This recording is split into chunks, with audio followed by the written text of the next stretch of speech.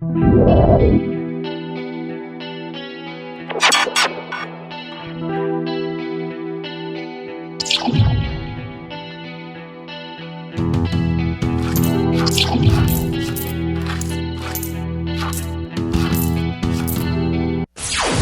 capítulo 18, verso 15, dice la palabra del Señor: por tanto, si tu hermano peca contra ti, ve y repréndele, estando tú y él solos.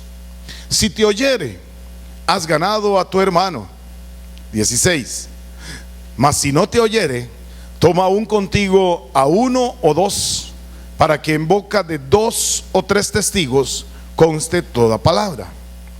Si no los oyere, a ellos dígaselo a la iglesia. Si no oyera a la iglesia, dice, tenle por gentil y publicano. El pasaje de 1 Corintios que hemos venido estudiando, 1 Corintios 5, dice: al hombre que insiste en vivir con la mujer de su padre, después de una y otra vez de decirle, échenselo a Satanás para destrucción de la carne. Esto es lo que dice el Señor Jesús aquí en Mateo 18, cuando dice: si no los oyere, verso 17, a ellos dígaselo a la iglesia, y si no oyere a la iglesia, tenle por gentil y publicano. Que el Señor nos dé iluminación de su revelación esta mañana. Padre, te damos gracias por el ministerio de tu palabra. Gracias porque cada vez que abrimos la Biblia encontramos las sabias palabras de un Padre bueno y amoroso para que sus hijos sean bendecidos en todas las cosas. Gracias por tu palabra. Tu palabra es verdad. Gracias por tu palabra. Es lámpara a mis pies y lumbrera para mi camino.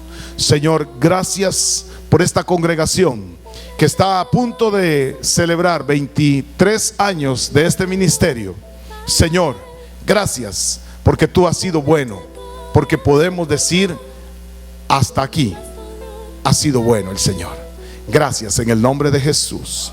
Puede sentarse, mi hermano. Antes de, aclaro, la Biblia no menciona por ningún lado, no lo menciona, cuál pecado requiere de 1 mes de disciplina, cuál pecado requiere de 2 meses de disciplina, cuál pecado requiere 1 año sentado en la banca, como algunos los ponen. Al contrario, la Biblia dice que si alguno es sorprendido en alguna falta, vosotros que sois espirituales, dice, restauradle con espíritu de mansedumbre. Y la palabra restaurar significa volver a poner en el puesto donde estaba.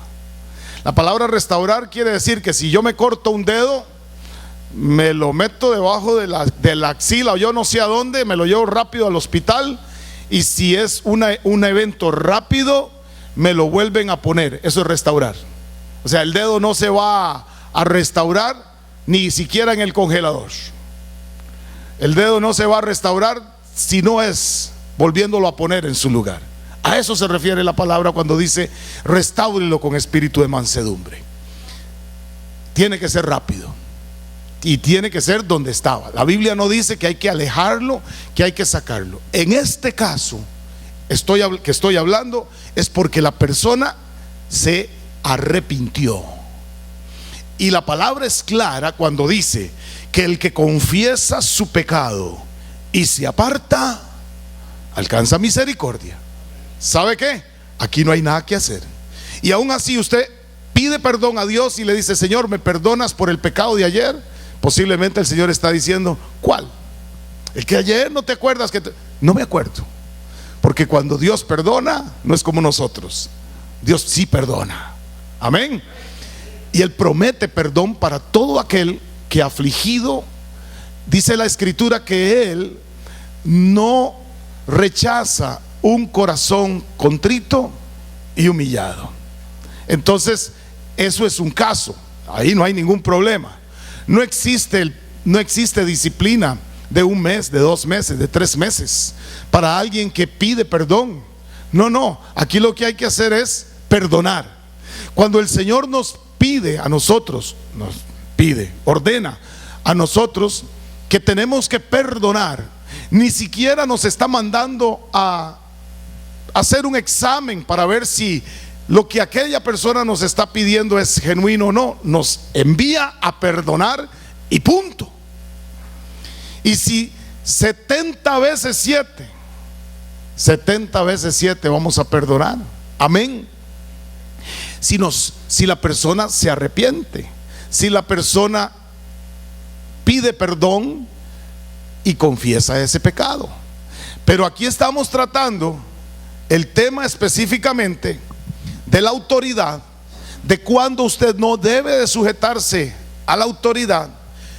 Y hemos dicho en reiteradas ocasiones que cuando en la iglesia donde usted asiste se le permite a los pecadores hacer lo que quieren y no se predica la palabra, usted no debiera sujetarse a esa iglesia.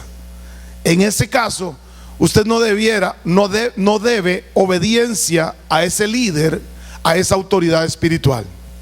Porque nosotros como autoridades espirituales recibimos la autoridad delegada por Dios.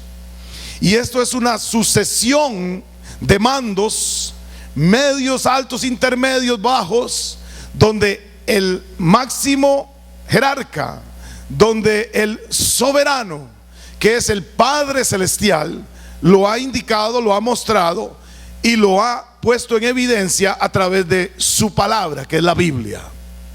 Tampoco usted se puede meter a hacerle caso a un siervo o sierva que les dice: ya no lean la Biblia, ahora Dios va a hablar a través mío. Mire, salga corriendo y nunca más vuelva a ese lugar. Si lo dice la Biblia, entonces tenemos que creérselo. Y si en la iglesia no nos enseñan lo que dice la Biblia, usted no debiera sujetarse a esa autoridad. Por eso estamos ahora en este punto donde hemos reiteradamente hablado acerca de cuándo no debo de sujetarme a una autoridad espiritual. Cuando no hay disciplina. La disciplina, entonces, bien entendida, es para aquellas personas que insisten, como el hombre de Primera de Corintios 5, que insisten en vivir en pecado. Ya hablamos de pecados y es claro que algunos pecados ante los ojos de los seres humanos son más blandos que otros. Por ejemplo, la Biblia dice que cualquiera que mira a una mujer para codiciarla ya adulteró con ella en el corazón. Que lo mismo es adulterar con el ojo y con el corazón que adulterar físicamente. Delante de Dios eso es así. Pero las consecuencias, yo puedo decir abiertamente: yo he pecado en esa área. Pero si yo le cuento a Cecilia, o le contara, si lo hubiera hecho, que hice adulterio con otra persona, posiblemente las consecuencias no vayan a ser las mismas que yo le diga que lo haya pensado. No sé si me voy a entender. Yo no sé si usted algún día ha deseado que alguien se muera. Perdónenme, y posiblemente alguien diga: yo no voy a estar en una iglesia con un pastor tan carnal. Pero bueno, allá usted. Pero yo sí lo he pensado. Pensamientos como: mejor si hubiera tragado la chupeta, carajillo, es un pensamiento homicida. ¿Qué está diciendo usted? Y si se hubiera tragado la chupeta, chiquitillo, se hubiera muerto.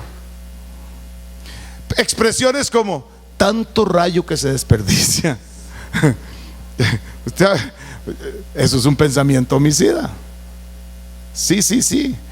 Ahora, en el corazón es lo mismo, es un pecado. Pero a nadie nunca han metido preso por un pensamiento de ese tipo. O sea que las consecuencias son diferentes. ¿Me doy a entender?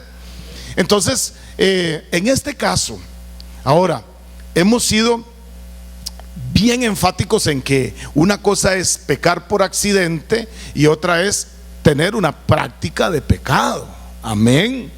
Yo no justifico ni siquiera una aventurilla, y le doy gloria al Señor que en 31 años no la he tenido, gracias al Señor. Pero si alguien tuvo en algún momento un pecado, le llaman un momento de debilidad, ¿verdad?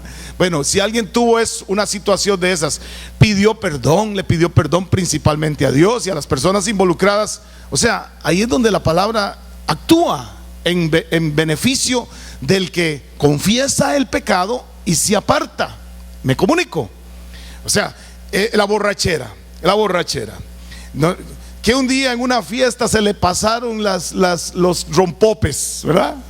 Y se le pasó el rompope y se le calentaron las orejas y ¡ay, qué mal que me siento! Y yo no sé. Eso es un evento, un accidente, digamos. ¿Qué pasó en la calle? Una mujer muy guapa. Y entonces, uy, ¿cómo cuesta? ¿Cuántos varones hay aquí? No se hagan los agazapados, que la doña no les va a decir nada. Por lo menos hoy aquí no, conmigo no. Y usted diga, no se pudo. No, la suya no está. Por eso usted puede decir amén. ¿Cuántos hombres hay aquí? Ah, bueno, ya aparecieron. No se me hagan los agazapaditos. Eso mire más al hombre, que es muy visual. Y muchachas, cuando ustedes ven pasar un hombre como yo, espérese, como yo quisiera ser, igual. Vamos a ver cuántos amenes hay. ¿Sí o no, hermanas? Lo peor es que la mía fue la que más gritó. Estamos hablando de un evento. No estamos hablando en que alguien insiste en vivir en una condición de pecado. Y para eso es que estamos metidos en 1 Corintios capítulo 5 y hoy nos metemos a Mateo capítulo 18 verso 15 en adelante. Y esto, como dicen los abogados, se llama el debido proceso. Usted ha visto que cuando agarran a alguien con las manos en la masa, agarran a alguien con droga, con dinero, agarran a alguien en un acto delictivo, y aún las autoridades, los periodistas tienen que decir el presunto agresor, el presunto homicida, el presunto ladrón, porque hay un principio de ley que dice que nadie es culpable hasta que no se demuestre lo contrario, y tiene que haber un debido proceso. Por supuesto, usted le deja en la calle la ley a la gente y usted ha visto cómo llegan a mutilar a las personas. Usted le deja la ley a la gente y la gente toma la ley en sus manos. De ahí la responsabilidad de las autoridades de hacer bien las leyes y de ejecutarlas como es debido, porque el pueblo posiblemente podría incluso tomar esa ley en sus manos y no siempre definitivamente se va a actuar de la mejor manera. En el Señor no quedamos ausentes de una legislación. En la iglesia no nos dejaron sin una regulación. En la iglesia nos dijeron cómo es que se debe de tratar cómo se debe de hacer el debido proceso para que las personas que insisten en vivir una vida de pecado, no necesito decirle cuáles son los pecados, de practicar el pecado, las personas que insisten en vivir de esa manera sean tratadas y tengan un juicio justo y puedan, como dice 1 Corintios capítulo 5, hasta llegar a ser entregadas a Satanás. Esto es duro, por eso es que nadie lo predica. Entregadas a Satanás para destrucción de la carne, a fin de que su espíritu sea salvo. Y vamos a tratar de explicar eso. Ya hemos ido dándole vueltas al asunto. Aquí hay un debido proceso. Si tu hermano peca contra ti, no lo queme delante de todo el mundo. Si tu hermano peca contra ti, número uno, no lo queme delante de nadie, llámelo aparte. Ven acá, mi hermano, yo creo que usted está faltando a A, B o a Z. Si tu hermano te escucha, y recuerde el requisito para recibir perdón de parte de Dios es confesar el pecado, y apartarse. Sí, bueno, aquí está. Arrepentirse, confesar el pecado y apartarse. Ahí se acabó todo. Ahí se acabó el problema. Si no, si siguió, ¿verdad? Porque generalmente le dicen a uno, sí. Y hay gente que le encanta que uno predique bien duro para que le den por la pura cabeza. Qué rico me dio. ¿Y qué? ¿Pudo cambiar? No, pero por lo menos es el placebo, ¿verdad? Por lo menos yo me siento como que merezco que me den. Podría darme un poco más duro, con la tapa de los panes de la cena. Deme con algo, con una Biblia bien gruesa. La gente quiere hacer eso, pero eso no es arrepentimiento, eso es remordimiento. El borrachillo que gasta toda la semana, toda la plata de la semana en solo el viernes, sábado y domingo. Ese borrachillo que gastó toda la plata de la comida, el lunes por la mañana se siente terrible. Eso es remordimiento. Pero ¿qué es lo que va a pasar con solo el remordimiento? Que el jueves ya tiene otra vez lista la fiesta porque ya casi es viernes y vuelve a hacer lo mismo. Eso hace el remordimiento. No lo vuelvo a hacer, Señor, no lo vuelvo a hacer, Señor, perdoncito, Señor, no lo vuelvo a hacer. Pero cuando se dio cuenta, ahí está otra vez. Eso es remordimiento. Arrepentimiento es arrepentirse, pedir perdón, confesarlo y apartarse. Eso es un cambio completo, es un giro completo.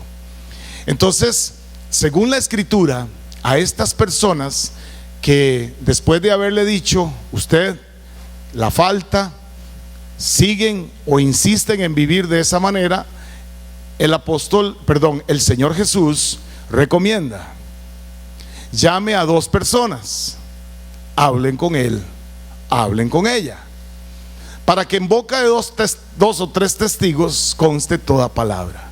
Si los escuchó, si se arrepintió, si confesó su pecado y se apartó, ahí quedó todo. ¿Para qué vamos a hacer alboroto? ¿Para qué vamos a llamar a Diario Extra para que publique la noticia? ¿Para qué? Dejémoslo ahí. Dios ya lo perdonó. Dios ya la perdonó. Pero si sigue o insiste, va a tener que ser llamado a la iglesia. Y vamos a tener que hacer algo muy triste, muy deplorable para la salud de algunos, pero muy bueno para la salud espiritual de la iglesia.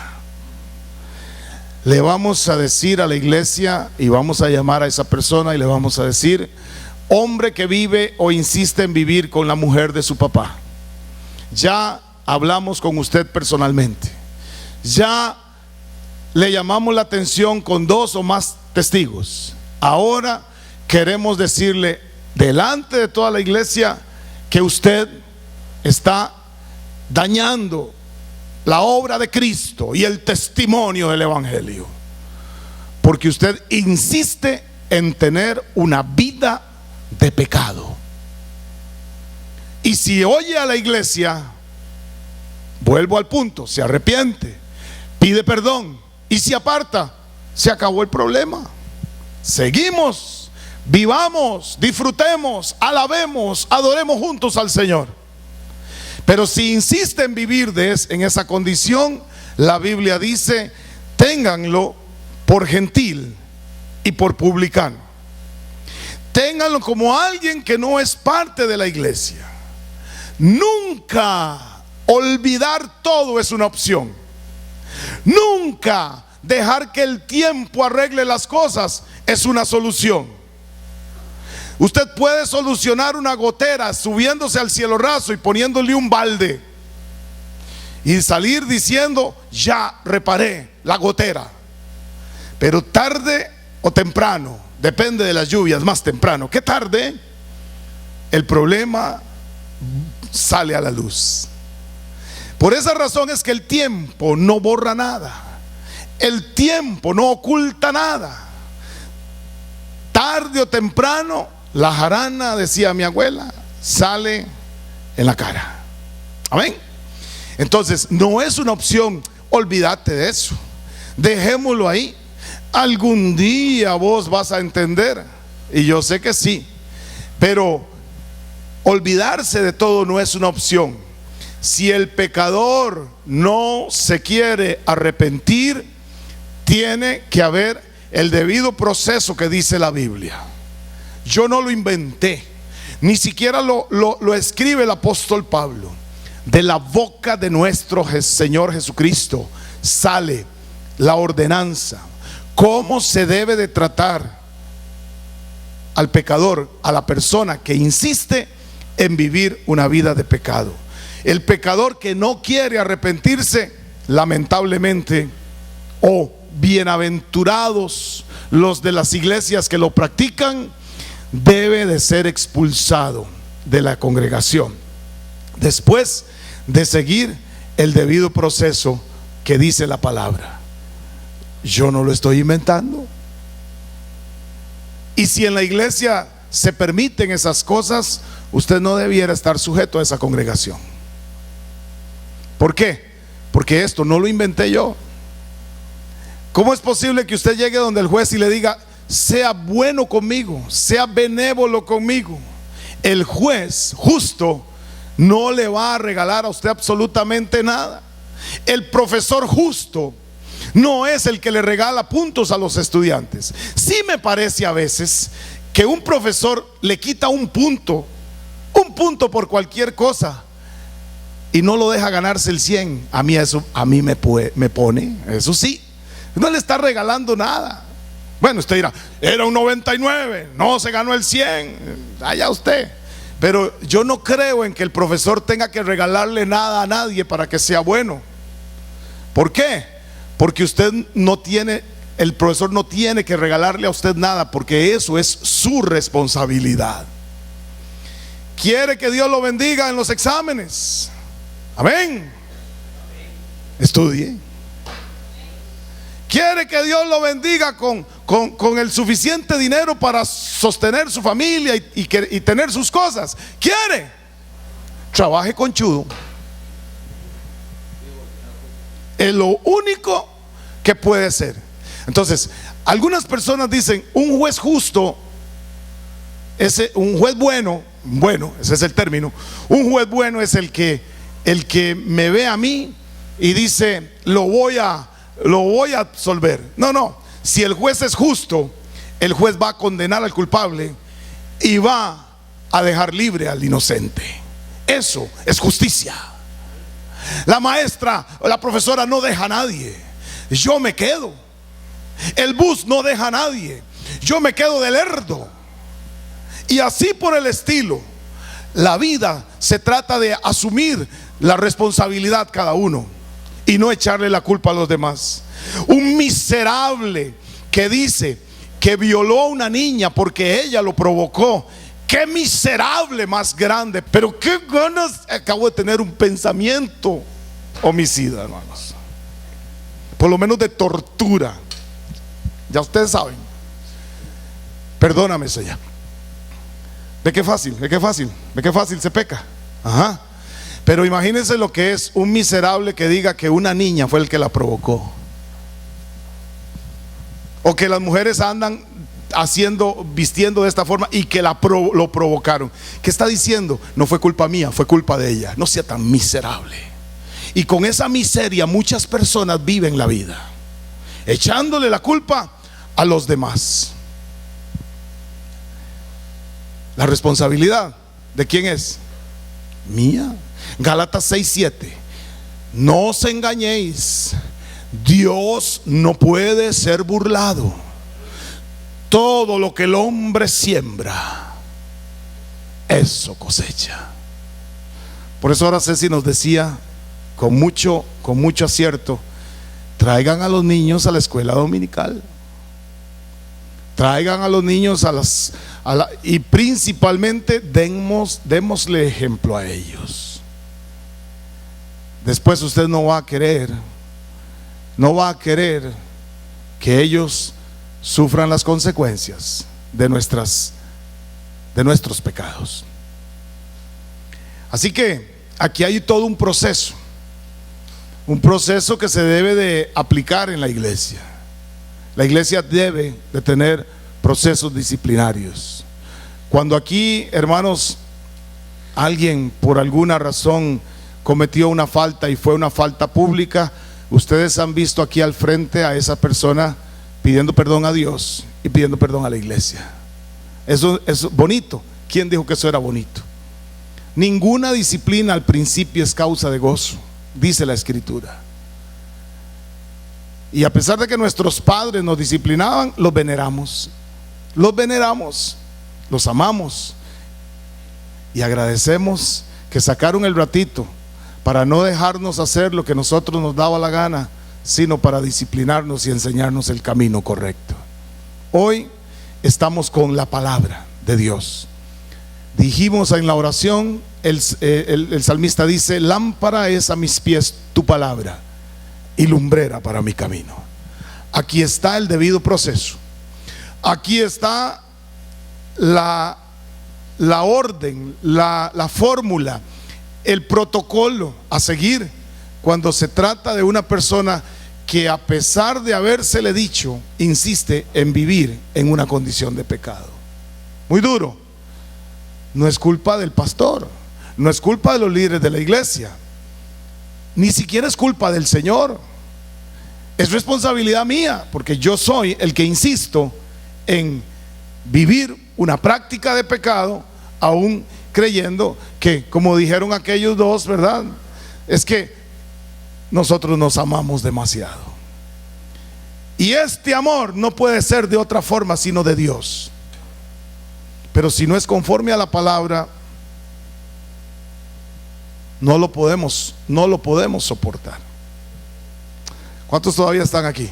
Déjenme una más porque tenemos que celebrar la cena del Señor. Primera de Timoteo capítulo 5, verso 19. El proceso de disciplina requiere la presencia de testigos, requiere la denuncia pública de la iglesia. A nadie se puede expulsar de la iglesia sin un debido proceso. A nadie se le puede condenar sin un debido proceso. Primera Timoteo 5:19 dice: contra un anciano, contra un pastor, no admitas acusación, sino con 2 o 3 testigos. Aquí yo debería detenerme, pero no lo voy a hacer, solamente lo voy a mencionar rápidamente. Hay una estrategia que es la que utiliza Satanás. ¿Cuál es la estrategia de Satanás? Heriré al pastor y las ovejas serán dispersas. Bueno, por eso es que los ministerios son atacados. Si usted oye, o sea, se la voy a cantar. Si te vienen a contar cositas malas de mí, manda a todos a volar y diles que no es así. Se la bailo. No, gracias. Las hermanas se lo agradecen, porque así es como opera Satanás. Murmuración.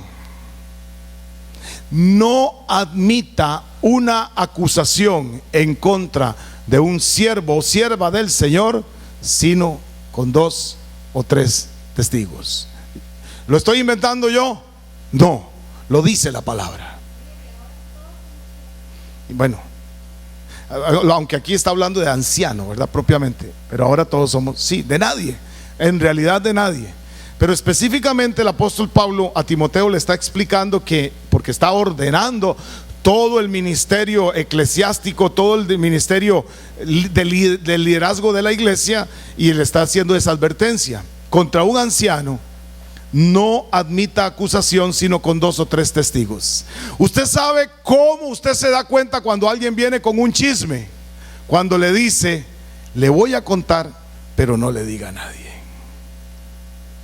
Eso es un chisme y una falencia terrible de nuestra cultura, porque mucha gente, aún conociendo los hechos, no quiere enfrentar públicamente el denunciar a alguien. Y entonces, para mí no hay un acto, perdónenme si alguien lo hace, pero para mí no hay un acto de cobardía más feo que el anónimo. El anonimato es un acto de cobardía. Perdónenme si usted mire, yo ni siquiera, perdónenme si alguien tiene el teléfono de forma privada, pero yo no se lo contesto. Yo no contesto ningún teléfono de forma privada. Y a más de uno, aquí tengo 2 siervitos que por alguna razón se los habían dado privados, ya fueron y lo cambiaron. Ahora sí, yo veo fulano y tal, claro, yo sé quién es, yo lo voy a atender. Pero una persona, a mí ni me llame con un número privado, no le contesto. Porque si usted no tiene la bondad de mostrarme su número y saber yo quién es, yo no tengo la obligación de contestarle. Punto. Si usted quiere saber que alguien, bueno, y principalmente porque los estafadores se han refugiado precisamente en el anonimato de un número privado para hacer sus fechorías, y como no se pueden rastrear, amén, entonces yo no recibo números privados. Entonces, si usted quiere saber si lo que le están diciendo es un chisme, nada más escuche a la persona decir. Cuando alguien le dice, yo sé que tal persona está en esta condición de pecado, y yo le digo, yo puedo decir que usted me dijo, y me dice, claro, pastor.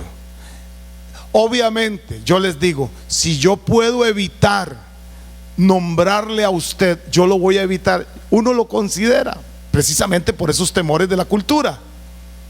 Pero si alguien me dice a mí, claro, pastor, yo estoy aquí para que la verdad salga a la luz, yo estoy creyendo eso. ¿Usted lo vio? Yo lo vi. Usted me lo puede sostener delante de la persona, yo lo puedo hacer. Voy a tratar de que eso no sea necesario. Siempre lo hago, siempre lo hago. Pero si alguien me dice, pastor, le voy a contar algo, pero no puede decir, yo le digo de una vez, ni me diga. No recibo anónimos. ¿Cuántos están aquí? Hermanos, y vamos a tener que hacerlo. Yo sé que más de uno de ustedes, espero que no, pero más de uno de ustedes tiene vecinos que están traficando drogas, y usted no lo denuncia porque, uy, qué miedo, y si se enojan conmigo. Pero se están matando poco a poco, y sabe que está exponiendo a sus hijos y a sus nietos y a toda su descendencia a que esos individuos le contaminen a su familia. Mejor de frente. ¿Y sabe qué? Filosofía de vida. Yo prefiero que me maten de una sola pescozada que no a pellizcos. Y vivir con alguien con miedo a la par, mire, eso es no vivir, eso es morir cada día. Mejor que me mate de un solo pescozón que no a pellizcos. Porque qué tortura son los pellizcos. El temor todos los días.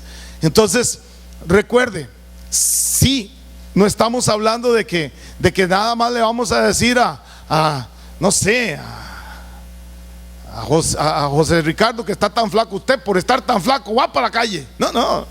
Estamos hablando o hablando por estar tan gordo, ¿verdad? Estamos hablando de un debido proceso que tiene que tener la persona que falta a la ley del Señor.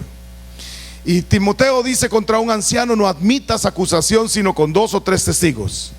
A los que persisten en pecar, vea qué interesante, aquí estamos otra vez con el mismo concepto de pecado por práctica y no por accidente. A los que persisten en pecar, repréndelos. Léalo conmigo, ¿cómo dice?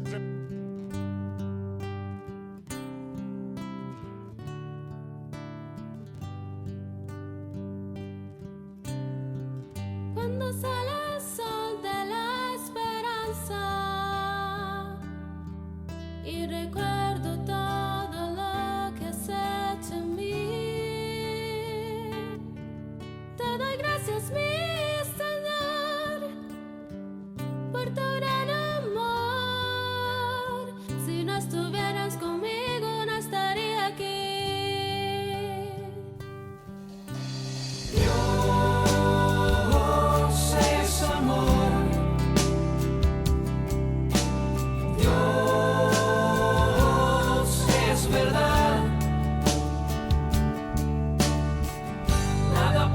así.